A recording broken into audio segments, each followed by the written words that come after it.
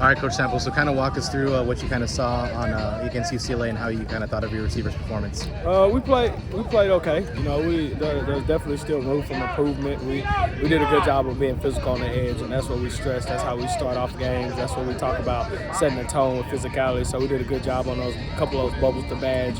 Troy did a good job of blocking on the edge. Gio and Melquan did a good job blocking on the edge. So those guys have definitely improved there.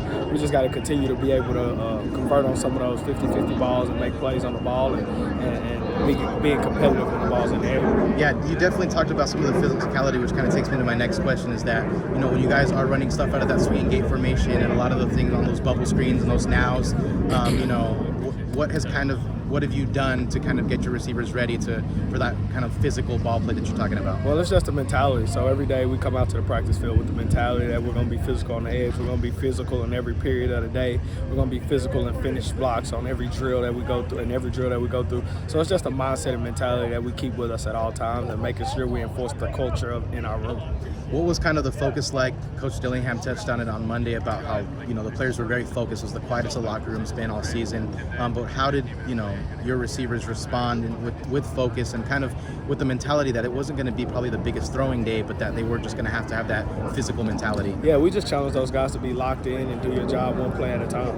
You know, be responsible for your 111.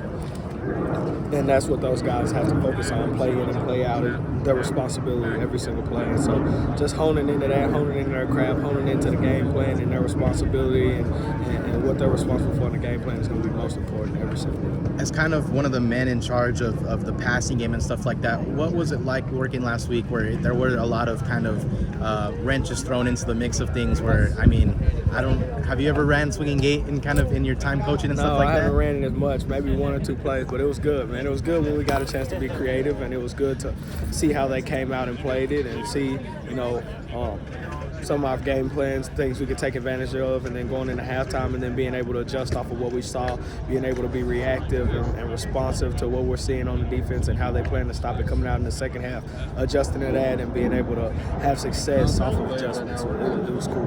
What were you guys seeing in the first half? You know, there was a lot of some of those 50-50 balls you were talking about, and you guys kind of got back to it a little bit in the second half, but what is something that you were telling Troy or something that you were telling Badge, you know, on a lot of those plays where it was like that ball was maybe right there, but, you know, it just didn't go your way? Yeah, just about, you know, working our technique, working the top of squeezing in the guys on our routes, squeezing in the guys on our fade balls, and then just having opportunity to make plays. And then those guys started giving cushion as we continued to throw the balls in the air. So again, coming out in the second half, you saw us catch a couple of hitches, catch a couple of short routes underneath, and being able to go run after catch on those balls, and then continuing to throw deep balls to keep those guys honest. So just sticking to the plan is what's important. And again, not getting too caught up with how things are working and just trusting that everything is going to be according to plan, and we're going to adjust and we'll keep moving forward.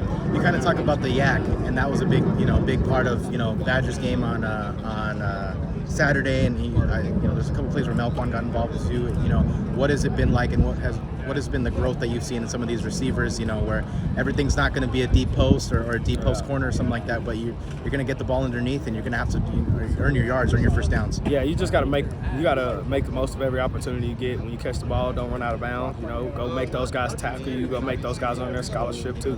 So, you know, we've been focusing on that, and we talk about it all the time. We talk about it again. It's just the culture and the mentality of our room. We want to take advantage of every rep we get, and we want to make the most of it. I've talked to you and asked you a couple of times about Troy in the past, and you said that Troy's kind of been, you know, in this developmental stage of his game, but he has really come in his own, you know, the last couple of weeks. What have you seen from Troy, and what has been his response in terms of just maturity levels as a player, as a person that you've kind of touched on in the past? Yeah, I'm most proud of Troy about how he responds to challenges as of late. He's been doing a great job of being challenged and responding to those challenges and taking those challenges, and so that's why you've seen him go through his maturation process, and it's starting to speed up. Like you said, he's starting to come into himself. It's because he's responding to every challenge being thrown his way, and he's not flinching. And, you know, at times it's a roller coaster, so you're going to go down a little bit to go up. He's held on and stayed on the ride the whole time. What can you kind of speak on Jordan Tyson now? You know, he's trying to work his way back. You know, he really hasn't gotten maybe the highlight plays that he got last year at Colorado, but what has kind of been your message to him as still a young player and battling back from injury and now trying to get back involved? Yeah, coming off an injury, the most important thing is just finding great habits, practicing great habits, and consistency. So he's just trying to become a habitual player and a consistent player every single day, day in and day out. And once he's able to do that, I mean, you can see the talent jump out at times.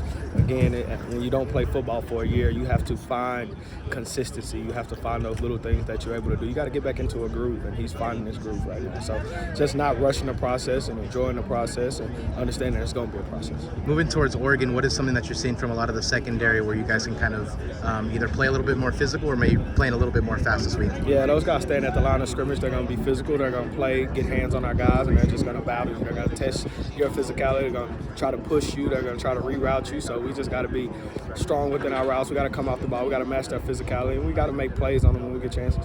Is there any sort of extra motivation for you guys playing for Coach Dilly this week? Yeah, I mean, that's a motivation in every single game. So we want to go out and try to win them all. Changes have been crazy offensively this season. You guys adjusted to the cut split stuff, the exit motion stuff, then you go to the swinging gate stuff.